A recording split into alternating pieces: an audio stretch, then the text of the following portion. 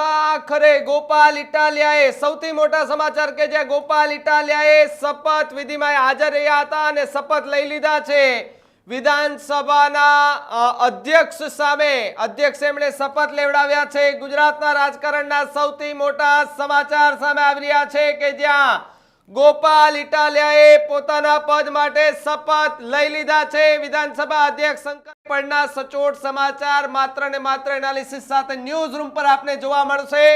ગુજરાતના રાજકારણના સૌથી મોટા સમાચાર જે દ્રશ્યો જોઈ રહ્યા છો તમે કે જેની અંદર વિધાનસભાની અંદર ગોપાલ ઇટાલિયા શપથ લેતા દ્રશ્યો જે છે તે સામે આવી રહ્યા છે। આમ આદમી પાર્ટીના કાર્યકર્તાઓ છે તે પણ એમની સાથે જોવા મળી રહ્યા છે। વિધાનસભાના અધ્યક્ષ શંકર ચૌધરી કે તેમણે શપથ લેવડાવ્યા છે એટલે કે આજથી ગોપાલ ઇટાલિયા વિધિવત રીતે એ ધારાસભ્યના શપથ એમણે ગ્રહણ કરી લીધા છે। આજે દ્રશ્યો ગાંધીનગરથી જે સામે આવી રહ્યા છે એક્સક્લુઝિવ દ્રશ્યો કે જ્યાં શંકર ચૌધરી અને ગોપાલ ઇટાલિયા બંને જોવા મળી રહ્યા છે। સાથે જ ઈસુદાન ગઢવી, પ્રવીણ રામ, આ બધે જે નેતાઓ છે એ બધા જ અત્યારે કાર્યકર્તાઓ સાથે ત્યાં પહોંચ્યા હતા। સવારે જે દ્રશ્યો આવ્યા હતા કે જ્યાં ગોપાલ ઇટાલિયા સાથે કાર્યકર્તાઓ ત્યાં એમને વાત કહેતા હતા, એમની સાથે ચર્ચા કરતા હતા, સાથે સાથે મીડિયા સાથે વાત કરી। તે દરમિયાન ગોપાલ ઇટાલિયાએ પણ સત્તા પક્ષ સામે અનેક કટાક્ષ કર્યા છે, આરોપો લગાવ્યા છે।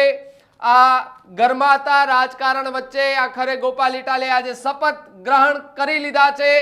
આજે દ્રશ્યો તમે જુઓ કે જેની અંદર શંકર ચૌધરીએ જે વિધાનસભાના અધ્યક્ષ છે તેમણે ગોપાલ ઇટાલિયાને શપથ લેવડાવ્યા છે। હવે આજથી પાક્કા ધારાસભ્ય બની ગયા એ પ્રકારનું પણ આપણે કહી શકીએ છીએ। ઈશુદાન ગઢવી, મનોજ સોરઠિયા, રાજુ કરપડા આ બધા જ નેતાઓ આજે ત્યાં ઉપસ્થિત રહ્યા છે। વિધાનસભામાં જય ગોપાલના નારા લગાવવામાં આવ્યા છે। કાર્યકર્તાઓમાં ઉત્સાહ જોવા મળી રહ્યો છે। કાર્યકર્તાઓ ઉત્સાહ સાથે ગોપાલ ઇટાલિયાનું સ્વાગત કર્યું હતું, એમનું મોઢું મીઠું કરાવ્યું હતું। વિસાવદરની જીત મેળવ્યા બાદ ગોપાલ ઇટાલિયા ગાંધીનગર ખાતે પહોંચ્યા છે। આજે શપથ ગ્રહણ કર્યા છે। ગોપાલ ઇટાલિયાએ સત્તાવાર રીતે ધારાસભ્ય પદના શપથ આજે લઈ લીધા છે। આ એક્સક્લુઝિવ દ્રશ્યો ઐતિહાસિક દિવસ આજનો કે જ્યાં વિધાનસભામાં અધ્યક્ષ શંકર ચૌધરીએ શપથ અપાવ્યા છે। વિધાનસભાના અધ્યક્ષ શંકર ચૌધરી ઇટાલિયાને શુભેચ્છા પાઠવી છે। સાથે સાથે જે કાર્યકર્તાઓ છે તે પણ ઉપસ્થિત રહ્યા, બધાની હાજરીમાં ગોપાલ ઇટાલિયાએ આજે શપથ લીધા છે। આ એ જ ગાંધીનગર છે, આ એ જ વિધાનસભા છે કે જ્યાં 2017માં ગોપાલ ઇટાલિયા ખૂબ ચર્ચામાં આવ્યા હતા અને અત્યારે જે રીતે દ્રશ્યો કે ફરી એકવાર ગોપાલ ઇટાલિયા એ જ ગાંધીનગરમાં એ જ વિધાનસભામાં જોવા મળ્યા છે, પરંતુ એક નવા અંદાજ સાથે ગોપાલ ઇટાલિયા અત્યારે ધારાસભ્ય બની ગયા છે અને એક નવા અંદાજ સાથે ગોપાલ ઇટાલિયા વિધાનસભા ખાતે પહોંચ્યા છે કે જે પેટા ચૂંટણીમાં એક સીટ જીતી છે, એ વિસાવદરની સીટ અને વિસાવદરની બેઠક પરથી ગોપાલ ઇટાલિયાએ સારી સરસાઈથી જીત્યા હતા અને એ જીત બાદ આજે ગોપાલ ઇટાલિયા સહિતના લોકો ગાંધીનગર પહોંચ્યા હતા। ગાંધીનગર પહોંચીને તેમણે તે શપથ લીધા છે। સૌથી મોટી વાત, એમણે શપથ લેતા પહેલા જ્યારે મીડિયા સાથે વાત કરી હતી તે દરમિયાન પણ ખૂબ મોટો ધડાકો કર્યો હતો। જે કાંતિ અમૃતિયા સહિતના લોકો રાજીનામાની વાત કરતા હતા, એમને વિધાનસભામાંથી વળતો જવાબ આપ્યો છે। સુધીર વાઘાણીને લઈને પણ એમણે કઈ વાત કરી છે।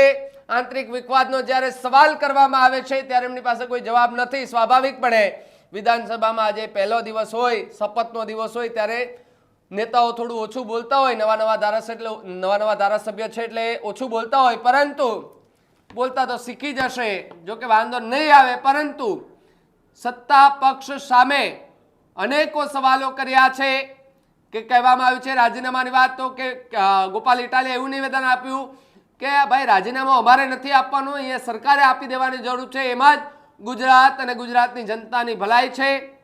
સાથે સાથે જે કાર્યકર્તાઓ છે એ પણ ત્યાં પહોંચ્યા। ઈસુદાન ગઢવી, મનોજ સોરઠિયા પણ તમને ત્યાં દેખાઈ રહ્યા છે, રાજુ કરપડા, પ્રવીણ રામ સહિતના લોકો ત્યાં ઉપસ્થિત છે। સાથે જ એમના કાર્યકર્તાઓ છે ત્યાં વિધાનસભાની બહાર એમની રાહ જોઈને ઊભા છે, સ્વાગત માટે ત્યાં ઊભા છે। સવારે પણ બહોળી સંખ્યામાં લોકો વિધાનસભા ખાતે પહોંચ્યા હતા। ગોપાલ ઇટાલિયાનું સ્વાગત કરવામાં આવ્યું, મોઢું મીઠું કરાવવામાં આવ્યું અને હવે વાત 2027ની ચૂંટણીની પણ અત્યારે થઈ રહી છે અને 2027ની ચૂંટણીને લઈને પણ લગભગ તૈયારીઓ શરૂ થવા લાગી છે। આ એક એની તૈયારીના ભાગરૂપે તમે જુઓ કે જે આ દ્રશ્યો કે જેમાં મીડિયા સાથે વાત કરતા ગોપાલ ઇટાલિયા દેખાઈ રહ્યા છે, તો બીજી તરફ ગોપાલ ઇટાલિયાએ શપથ લઈ લીધા છે। સૌથી મોટા સમાચાર કે ગોપાલ ઇટાલિયાએ આજે ધારાસભ્ય પદના સત્તાવાર રીતે શપથ લઈ લીધા છે। ગઈકાલે એમને આમંત્રણ મળ્યું હતું।